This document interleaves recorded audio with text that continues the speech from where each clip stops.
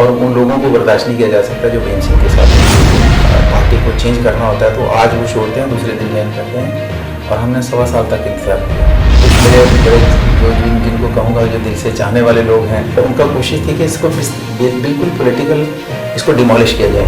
यहाँ पार्टी का दयनीय हालत में जितने भी डिपार्टमेंट हैं डेली वेजेस की वजह से चल रहे हैं।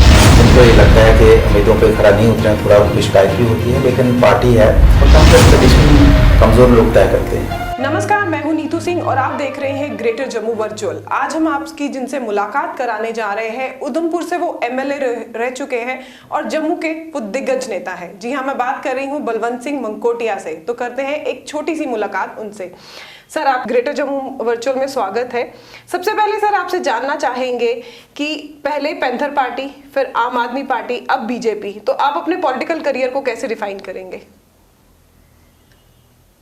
हाँ, देखिए, ये बेसिकली अगर आप इसको आध्यात्मिक नज़र से देखें तो हम ये कह सकते हैं कि ऊपर वाले ने जो लिखा है तो वही होगा, आप जो मर्जी कर लो। जब भी कोई बीज डाला जाता है ना, तो उसमें उसका मैप उसमें लिखा होता है, ये पेड़ कितना बड़ा होगा, कितने साल रहेगा। तो इसी तरीके से हम इन चीज़ों पे विश्वास करते हैं कि जो डेस्टिनी है आपकी, तो ये आपके हाथ में नहीं है। ऊपर वाले ने जैसे लिखा है, अपने हाथ में जो होता है हम कोशिश करते हैं, लेकिन जो होना है वही होके रहता है। तो इसलिए हम कर्म करने पे विश्वास करते हैं। कर्म, और हमारा हिंदू धर्म से जो लोग हिंदू धर्म पे विश्वास करते हैं तो वो सभी कर्म पे विश्वास करते हैं, और कर्म ही धर्म है, और कर्म करते चलो और फल ऊपर वाला देगा। सर, एक साल में 3 पार्टीज बदलना, तो इसके पीछे क्या कारण रहा? ऐसा बिल्कुल नहीं है, एक साल में ऐसा नहीं है। मुझे लगता है आप लोकल हो और आपको हर चीज़ का पूरा अंदाज़ा है। पैंथर्स पार्टी हमने हमारे साथ जो साथी थे अपनी लहू की लकीरों से सींचा है, हमारे बुज़ुर्गों ने सींचा है, लेकिन एक सिचुएशन ऐसी बनी कि वहाँ पे हमारा चलना मतलब हर दिन मुश्किल होता गया। तो मुझे लगा कि यहाँ पे जिस तरीके से कंट्रोल करने की कोशिश की जा रही है कि वहाँ वन मैन शो रहना, मतलब एक कंट्रोल, सिंगल हैंडेड कंट्रोल रखना चाहते हैं कुछ लोग, और उन लोगों को बर्दाश्त नहीं किया जा सकता जो भीम सिंह के साथ एफिलिएटेड हैं। तो एक समय आया कि वहाँ से हमें निकलना पड़ा, और उसके बाद लगभग कोई 1.25 साल तक हम दोबारा से इंतज़ार में थे कि कोई पॉसिबिलिटी बने कि हम इसको दोबारा से ज़िंदा कर पाएँ, दोबारा से चला पाएँ। लेकिन ऐसी सिचुएशन बद से बदतर होती गई। फिर चूँकि आप सारे लीडर्स के बारे में अगर आप देखेंगे, कई बार अगर पॉलिटिकल पार्टी को चेंज करना होता है तो आज वो छोड़ते हैं, दूसरे दिन ज्वाइन करते हैं। और हमने 1.25 साल तक इंतज़ार किया, और आप देखते हैं कि इसलिए ज्वाइन करते हैं सभी लोग क्योंकि वर्कर टिकता नहीं है। लेकिन उसके बावजूद हम तो उधमपुर से एमएलए रहे, लेकिन हमारा जम्मू कश्मीर के हर विधानसभा क्षेत्र में 2 होंगे, 10 होंगे, 20 होंगे, 30 लोग होंगे जो हमारे साथ एक दिली रिश्ता है जिनके साथ। तो वो 1.25 साल तक वेट करते रहे। उसके बाद हमने आम आदमी का, जिसको कहूँगा बुरा सपना है, मैं उसके ऊपर बात नहीं करना चाहता था, लेकिन आपने पूछा है, तो वहाँ एक सिचुएशन ऐसा पैदा कर दी कि मुझे वहाँ से निकाला। जो वर्ड उन्होंने यूज़ किया वो खैर उन्होंने क्या निकाला, उनके पास है क्या, अब देखेंगे चुनाव में उनको पता चल जाएगा उनके पास है क्या।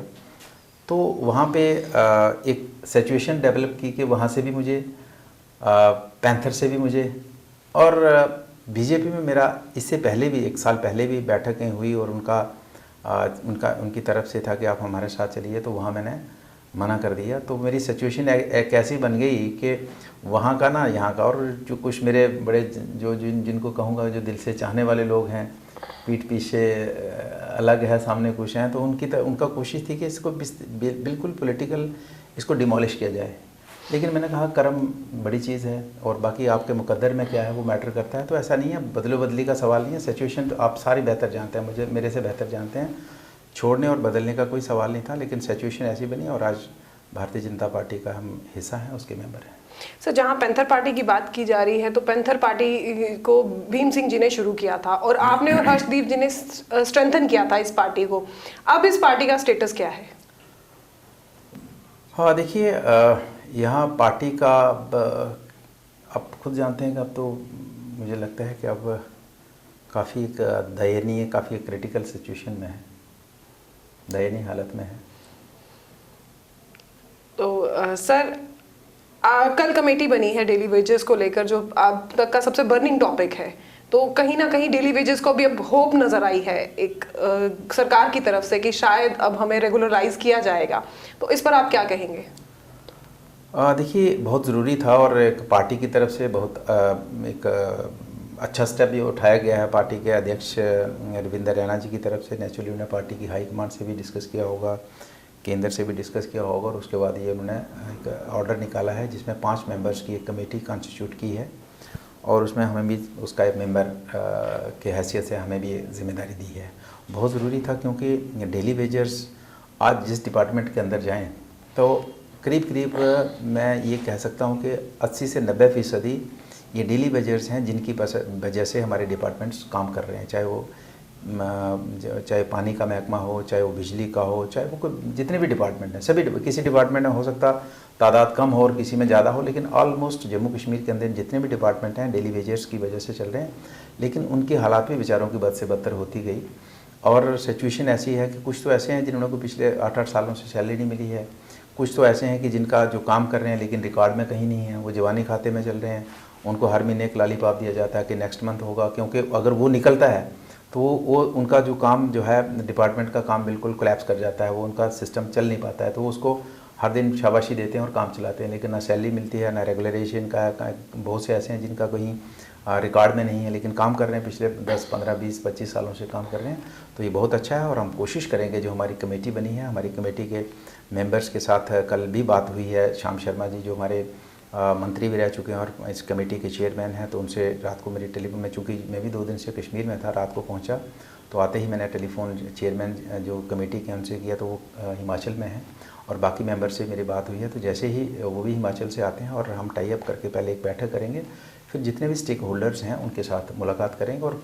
ये कोशिश करेंगे कि जो बेस्ट पॉसिबल रिपोर्ट हमसे बन पाती है जिससे मैक्सिमम लोगों को बेनिफिट हो सकता है, हम कोशिश करेंगे कि मैक्सिमम लोगों को बेनिफिट हो और सभी एडजस्ट हो पाएँ। सर, जहां बात की जा रही है डेली वेजेस की, आम जनता की, बीजेपी को लेकर जम्मू कश्मीर के कुछ लोगों के अंदर रोष है, तो आने वाले वक्त में आप, चूंकि असेंबली इलेक्शन आने वाली है, तो क्या लगता है आपको, कहां देखते हैं आप बीजेपी को? देखिए, कोई भी पॉलिटिकल पार्टी जब पावर में आती है तो उससे एक्सपेक्टेशंस ज़्यादा बढ़ती हैं लोगों को।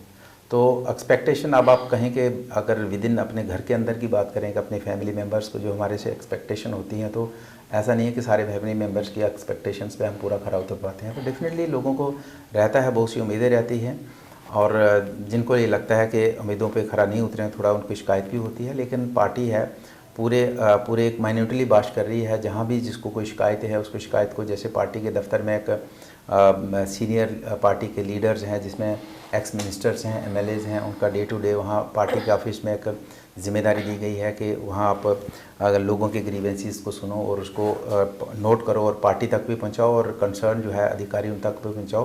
तो इसमें पार्टी बड़ा सीरियसली हर मसले को ले रही है, और मुझे यकीन है कि आने वाले समय में जितने भी लोगों के मसले हैं उनको बेहतर तरीके से उनको हल करने की कोशिश करें। सर, आखिरी में आपसे ये सवाल जानना चाहते हैं कि असेंबली इलेक्शन आने वाले हैं जल्द ही, तो आप किस कॉन्स्टिट्यूंसी से चुनाव लड़ेंगे? हाँ, देखिए, मैंने कभी असेंबली तक अपने आप को महदूद रखा ही नहीं है। हम उधमपुर से एमएलए रहे तो मेरे पास कश्मीर से लोग आते थे, लद्दाख से आते थे, पुंछ से आते थे, जो लोगों को लगता ही नहीं था कि एमएलए पुंछ से है या उधमपुर से है। एमएलए जम्मू के लोग आते थे, कठुआ से आते थे। तो हमारा एक रिश्ता जो है वो एक लिमिटेड रिश्ता नहीं है, एक बड़ा है। तो पार्टी के अंदर टर्म्स एंड कंडीशन लेके नहीं गए हैं। वो टर्म्स एंड कंडीशन कमज़ोर लोग तय करते हैं, और जो अपने आप को सेल्फ डिपेंडेंट मानते हैं, अपने आप को सक्षम मानते हैं, उनको ज़रूरत नहीं होती टर्म्स एंड कंडीशन तय करने की। तो इसलिए कोई टर्म्स कंडीशन नहीं है। पार्टी जहां बेहतर समझेगी वहाँ तैयार हैं, और पार्टी को हमने ये भी कह दिया कि जम्मू कश्मीर का अगर आपको लगेगा सबसे टफेस्ट कॉन्स्टिट्यूंसी है, वहाँ भी अगर हमें मौका देंगे तो वहाँ भी आपको सिद्ध करके दिखाएंगे। तो इसलिए ऐसा कुछ नहीं है। फ़िलहाल तो हम जब हुआ था तो कुछ पार्टी के सीनियर साथी थे तो इसी के ऊपर चर्चा करी, तो हमने कहा था अभी तो हम एंटर कर रहे हैं ना पार्टी में, अब हम पहले ही दिन डिमांड करेंगे तो जायज़ नहीं है। हम पहले कुछ करके दिखाएं, पार्टी के लिए कुछ कंट्रीब्यूट करें, पार्टी के लिए हमारा कुछ योगदान हो, और उसके बाद हम उम्मीद करें। तो जब अक्सर लोग नाराज़ क्यों होते हैं किसी के साथ जुड़ने के बाद, क्योंकि पहले दिन से बड़ी उम्मीदें लेके जाते हैं, जबकि कंट्रीब्यूशन तो कुछ होती नहीं है, तो उम्मीद बड़ी लेके जाते हैं, तो जब वो उम्मीद फुलफ़िल नहीं होती है तो हम नाराज़ होते हैं। तो इसलिए बड़ा दिल रखे और बड़े लेवल पे आपको सोच के जाना चाहिए। जब बड़ी पार्टी है तो उस छोटा दिल लेके जाएंगे तो वहाँ पर एडजस्ट नहीं हो पाएंगे। बड़ा दिल लेके जाएंगे, एडजस्ट भी होंगे और पार्टी के लिए भी आप कंट्रीब्यूट करेंगे और पार्टी भी आपको डेफिनेटली सूटेबल एडजस्ट करेगी। सर, एक सवाल और जानना चाहती थी कि आप उधमपुर के एमएलए रह चुके हैं। ऑब्वियसली उधमपुर के लोगों को आपसे काफ़ी एक्सपेक्टेशन होगी कि आप अब बीजेपी में ज्वाइन कर चुके हैं और बीजेपी अब देश की सबसे बड़ी पार्टी बन चुकी है। आपको बीजेपी से क्या एक्सपेक्टेशन है? देखिए, बीजेपी से डेफिनेटली पूरी जनता की तरह हमें भी एक्सपेक्टेशन है। और आज चूँकि जब बीजेपी में नहीं था तो जो एक्सपेक्टेशन थी वो डिफरेंट तरीक़ाकार था, वो सोचने का अंदाज़ अलग था, डिमांड करने का अंदाज़ अलग था। लेकिन आप उसके पार्ट एंड पार्सल बन रहे हैं तो अब हमें सिर्फ उम्मीद नहीं है, हमें उसका वे आउट भी ढूंढना है।